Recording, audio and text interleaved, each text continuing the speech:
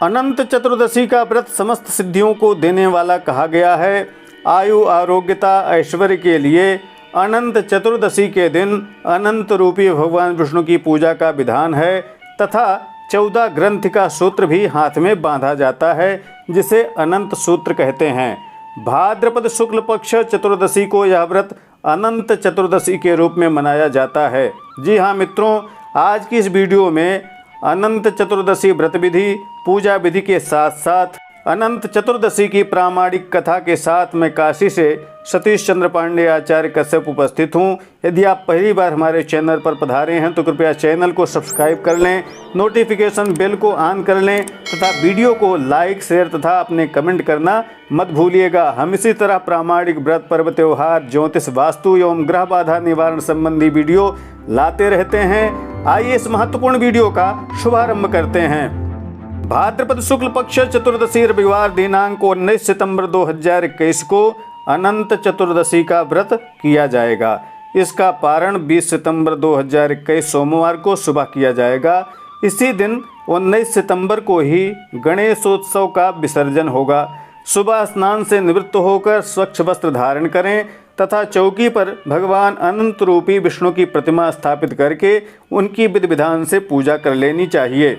पीले फूल, पीला वस्त्र, पीली मिठाई, फल नैवेद्य का भोग लगाना चाहिए। केले का मंडप बनाकर भगवान अनंत की विधि विधान से पूजा आरती करनी चाहिए। 14 ग्रंथ का सूत्र घर के सदस्यों की संख्या अनुसार भगवान को अर्पण करना चाहिए तथा बाद में उस सूत्र को सभी को अपनी दाहिनी भुजा में बांध लेना चाहिए। आइए अब इसकी पवित्र कथा को सुनते हैं। बोलिए अनंत भगवान की जय। जब पांडव 14 वर्ष के वनवास का दुख उठा रहे थे तो वे बड़े कष्टों को सहन कर रहे थे, बहुत दुख में थे।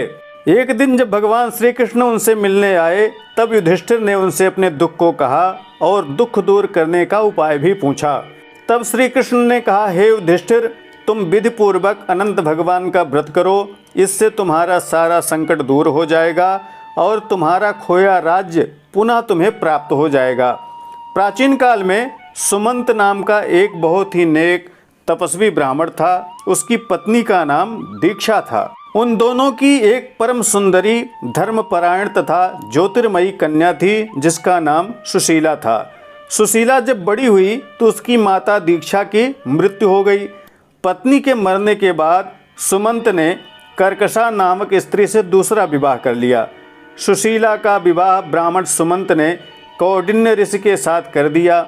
विदाई में कुछ देने की बात पर कर्कशा ने दामाद को कुछ ईंटें और पत्थरों के टुकड़े बांध दिए। कौंडिन्य ऋषि दुखी होकर अपनी पत्नी को लेकर अपने आश्रम की ओर चल दिए, परंतु रास्ते में ही रात हो गई। वे नदी तट पर संध्या करने लगे। सुशीला ने देखा वहाँ पर बहुत सी स्त्रियाँ सुंदर वस्त्र धारण करके किसी देवता की पूजा कर रही थीं। सुशीला के पूछने पर उन्होंने विधिपूर्वक अनंत व्रत की महत्ता को बतलाया। सुशीला ने वहीं पर उसी समय उस व्रत के अनुष्ठान को किया और 14 गांठों वाला डोरा हाथ में बांधकर ऋषि कौंडिन्य के पास आ गई। कौंडिन्य ने सुशीला से उस धागे के बारे में जब पूछा तो उसने सारी बात बताई। उन्होंने डोरे को तोड़कर अग्नि में डाल दिया। इससे भगवान अनंत जी का अपमान हुआ। परिणामतः ऋषि कौंडिन्य दुखी रहने लगे। उनकी सारी संपत्ति नष्ट हो गई।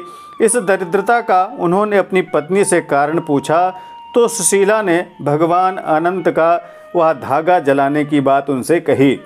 पश्चाताप करते हुए ऋषि कौंडिन्य अनंत धागे की प्राप्ति के लिए वन में चले गए। वन में कई दिनों तक भटकते भटकते निराश होकर एक दिन वह भूमि पर अचेतन होकर गिर पड़े।